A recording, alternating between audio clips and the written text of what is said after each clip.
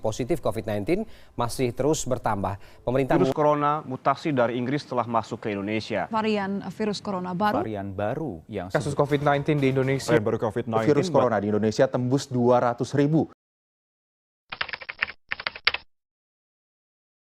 Coronavirus pandemic has reached almost every country in the world, including Indonesia. Coronavirus disease 2019 expected to infect millions of people all around the world. The economic impact is expected to be large and can lead to a global recession. In Indonesia, it can't be denied that the economic situation is very unstable. Large-scale social restriction indirectly limit the implementation of economic activities in society. In the Indonesian tourism industry, this virus began to have an impact in early 2020. Many tourists canceled their travel plans, especially foreign tourists who came from China, where this country was the origin of this virus. For tourism actors, this is a very sad condition. The effect of the pandemic, they have to find other jobs to fulfill their daily needs. Madiun has many unique tourist objects. One of is the Umbul Recreational Park, which was closed due to the pandemic.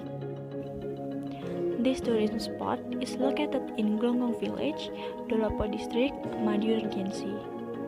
It's about 15 kilometers from the south of Madiun City. Umbul Recreational Park has a very attractive charm for its visitors. Currently, Umbul Recreational Park has a swimming pool and provides outbound rides, a playground and mini zoo with a very complete collection of animals. The closure was carried out because of this rule made it difficult for tourism management to feed the animals.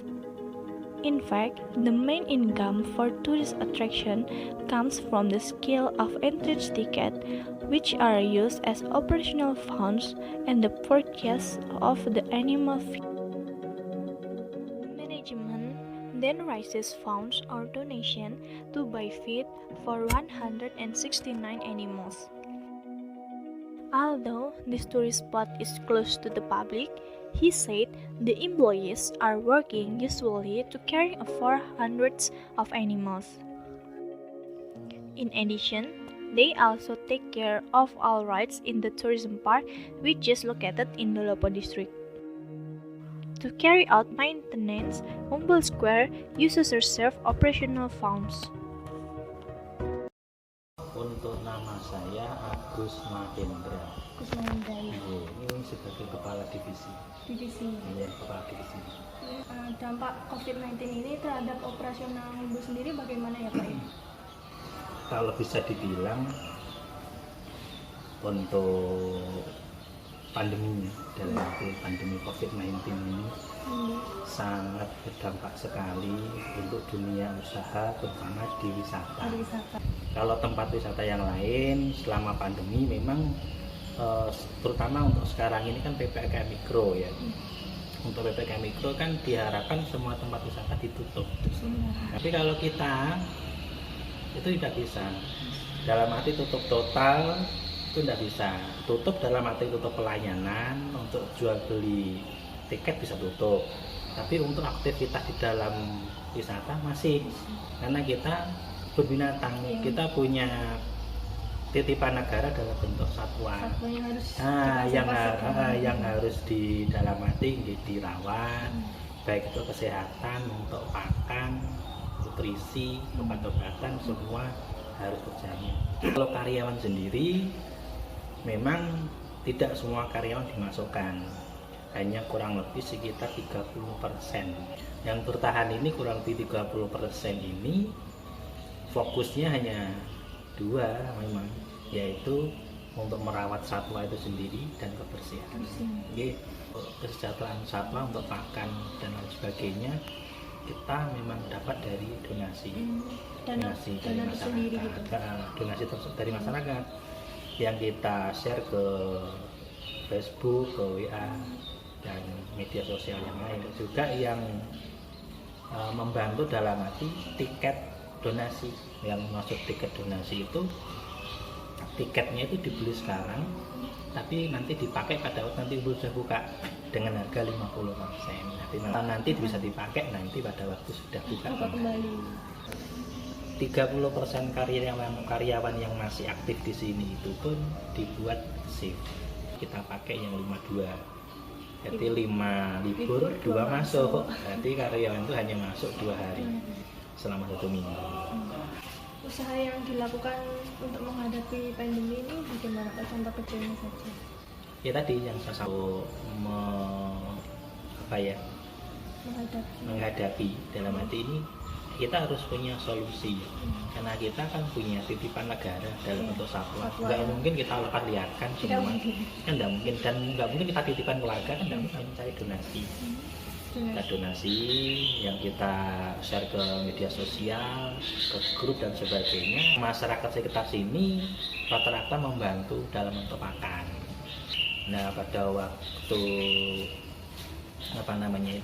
yang donasi itu sudah mulai turun, ya kan, kita harus cari jalan keluar lain.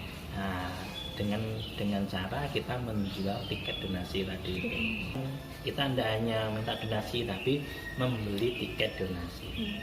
Jadi tiket itu tetap dijual, berarti mereka tetap dapat tiket dan bisa masuk kapanpun di sini selama pada waktu ini sudah buka. Untuk harapan kedepannya tentang COVID ini bagaimana Pak? Harapan kita memang semuanya, atau tidak hanya kita ya, semuanya harus segera berakhir. Nanti untuk persiapan bahwa kita nanti siap untuk menerima kunjungan kembali. Kemarin semua karyawan divaksin Sudah divaksin Pak? Walaupun nanti karyawan sudah divaksin, tetap protokol untuk 3M tetap dijalankan di sini. Tapi tidak tahu nanti apakah kebijakan pemerintah harus ada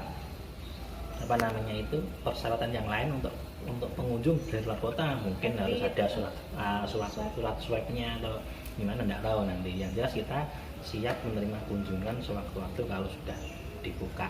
Bila pada waktu Agustus buka, di setiap bulan, setiap hari minggu berikutnya peningkatan jumlah pengunjung.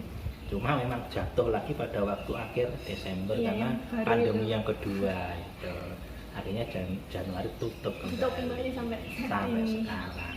Memang mempengaruhi jumlah pengunjung. Jadi perlu saya sampaikan itu tingkat pengunjung yang biasanya rangkaian Natal itu jumlah pengunjung bisa mencapai 15.000 orang. Libur akhir tahun gitu. Ya, bisa 15.000 orang lebih. Kemarin cuma 400 orang. Kasih atas ya, sama-sama. Mohon maaf mengganggu waktunya. Oh, enggak, terima kasih.